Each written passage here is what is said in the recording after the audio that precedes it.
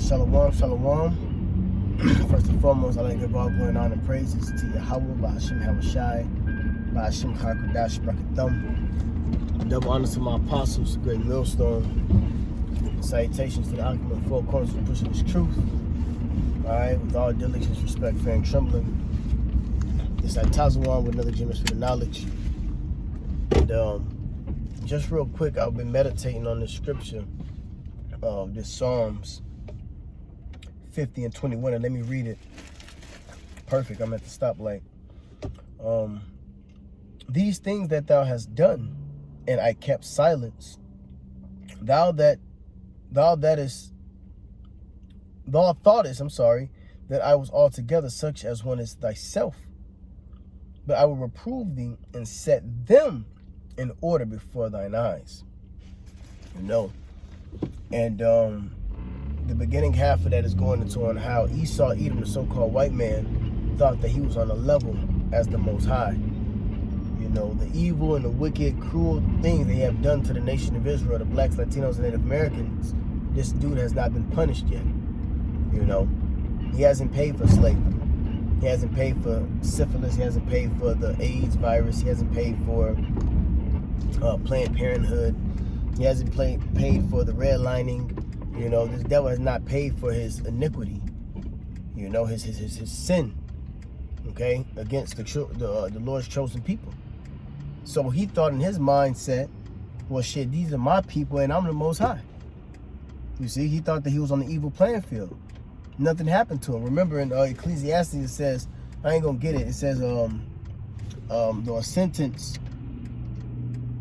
You know what? I am gonna get it because I don't like to quote. Let me get that real quick.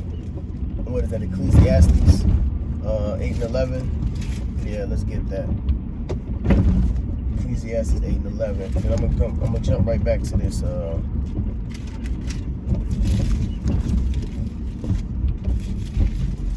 Jump right back to this Psalms.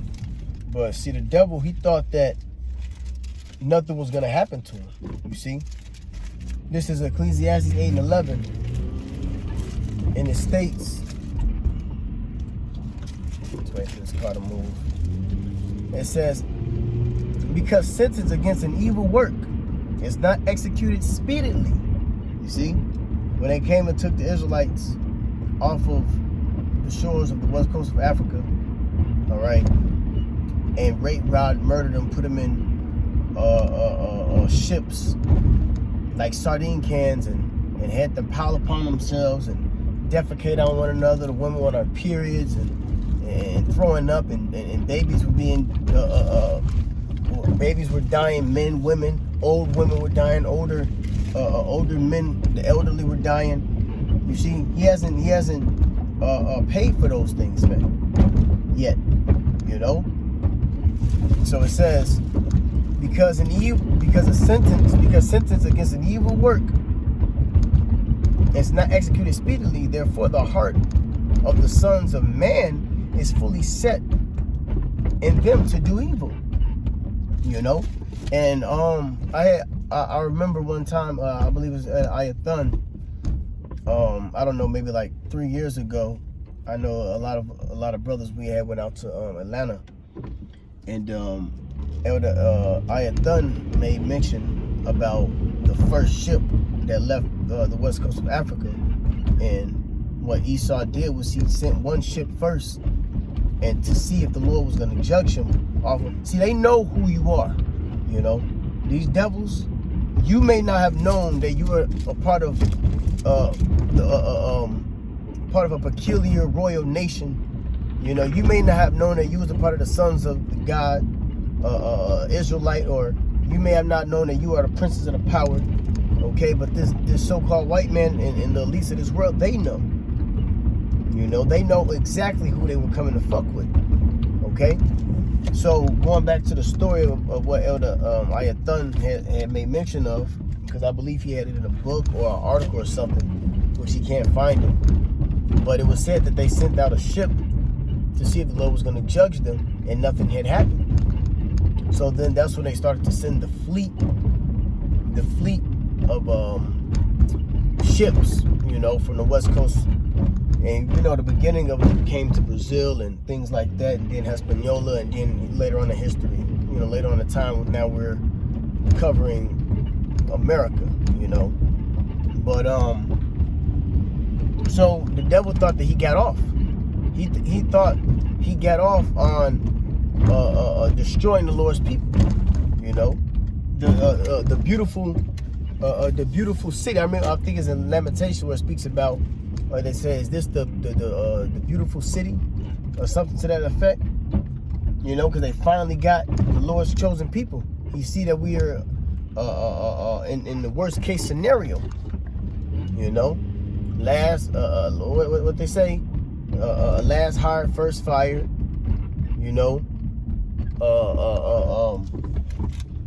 undesired amongst the world. You see, this devil kills from the elderly men and women down to children. Tamir Rice, that boy was 11 or 12 years old, and they shot him dead. It was an older Judite woman who called the police on an invader, and they end up killing her.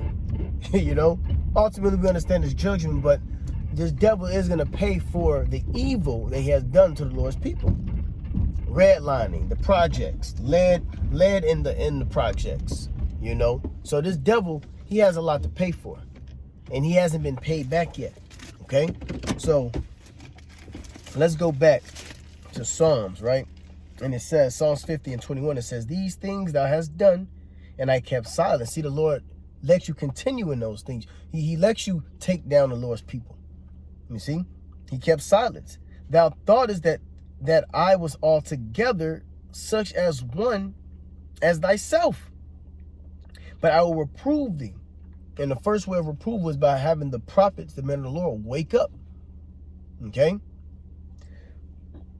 that's why Revelation 11, and this all ties right with each other.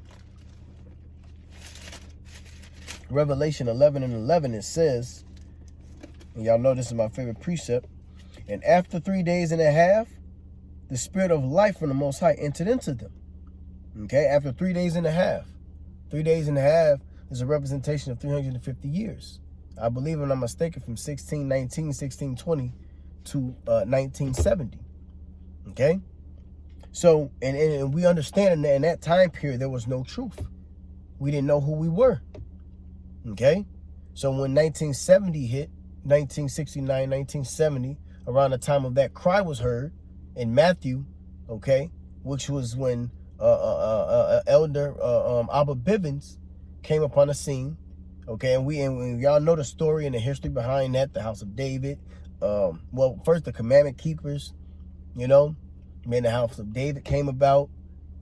King Masha, High Priest Ariyah, okay, High Priest Yaquab, and then on down to our apostles of Great Millstone, and then to us, and hey, the rest is history, right? So it says, after 3 days and a half, the spirit of life from the Most High entered into them. See, the spirit of life is what? The spirit of truth. Okay? The understanding of this book. Well, you can honestly say that the Lord breathed upon men to wake them up. We were revived. You see, Hosea, let's get that.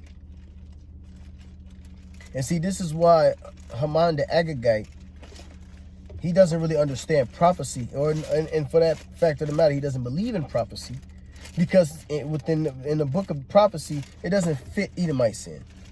He fits you into slavery and great judgment, but when it comes to the promises, you ain't in there, buddy.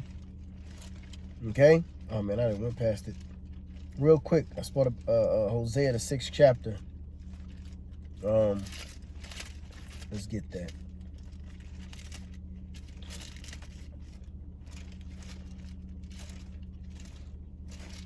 This is Hosea 6 and 1. It says, "Come and let us return unto the Lord Yahweh, for he hath torn and he will heal us." See, this is what's happening right now.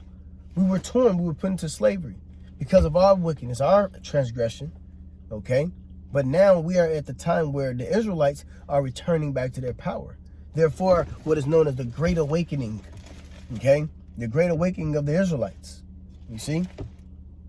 And this is real. Okay? He hath smitten, and he will bind us up.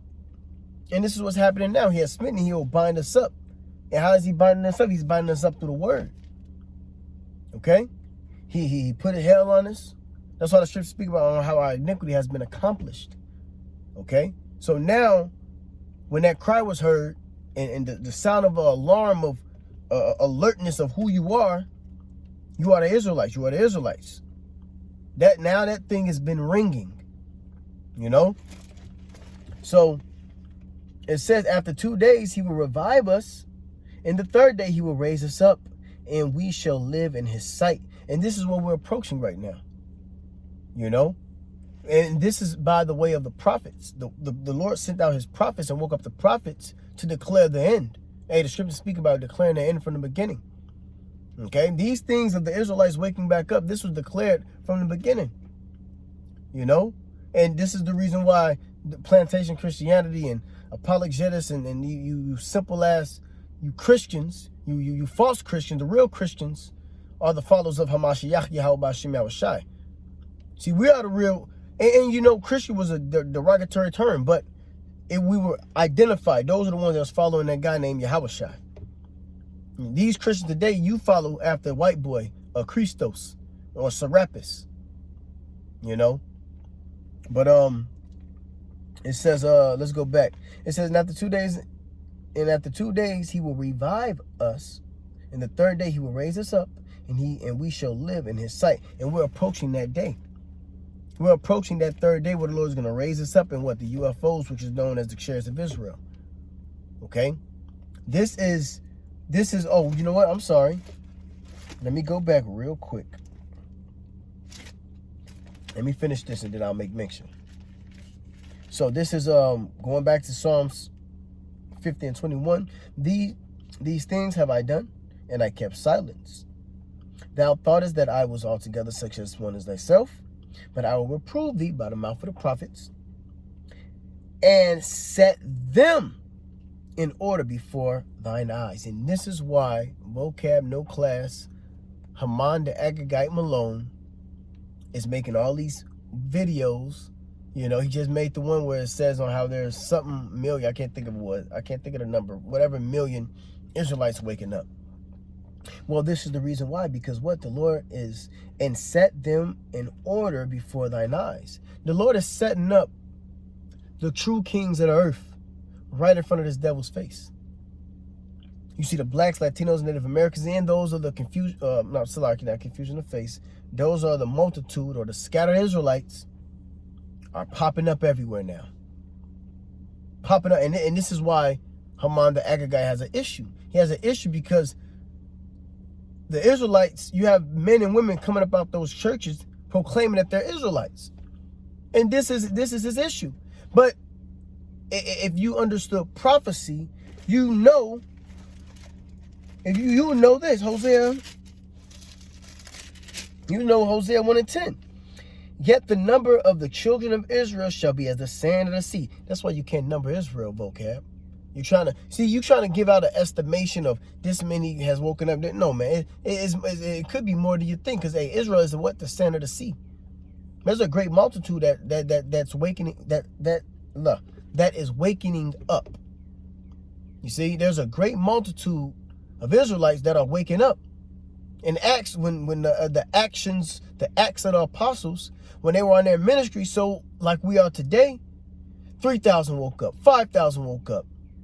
These women woke up. These men woke up. See, we are actually living prophecy right now. You know, we're actually in the movie. We're reading these scriptures, and we're going into the world, and we're seeing that these things is true. And the only way you can be able to see it, to be honest, is if the Lord makes these things plain unto you. That's it.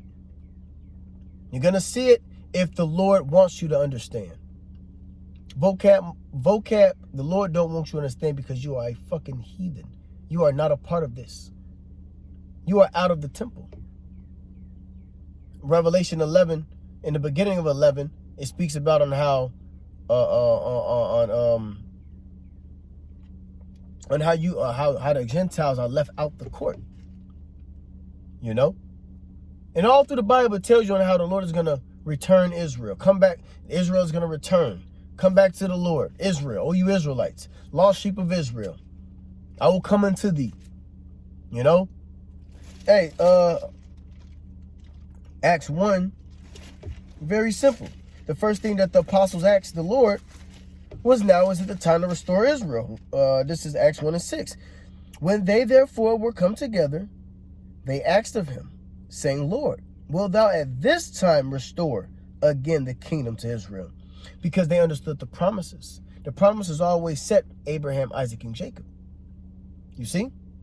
So, them understanding that, because remember, it said then he helped them to understand the scriptures, right? That they understood the law and Moses and the prophets. Well, what's that talking about? It was talking about the prophecies, man.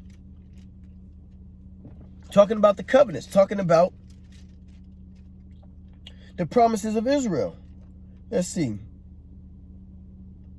Luke 24:45 real quick.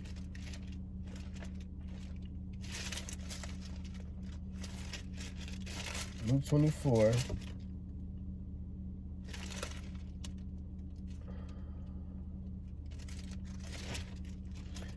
Luke 24:45, it says, I'm going to start from 44. And he said unto them, these are the words which I spake unto you while I was yet with you, that all things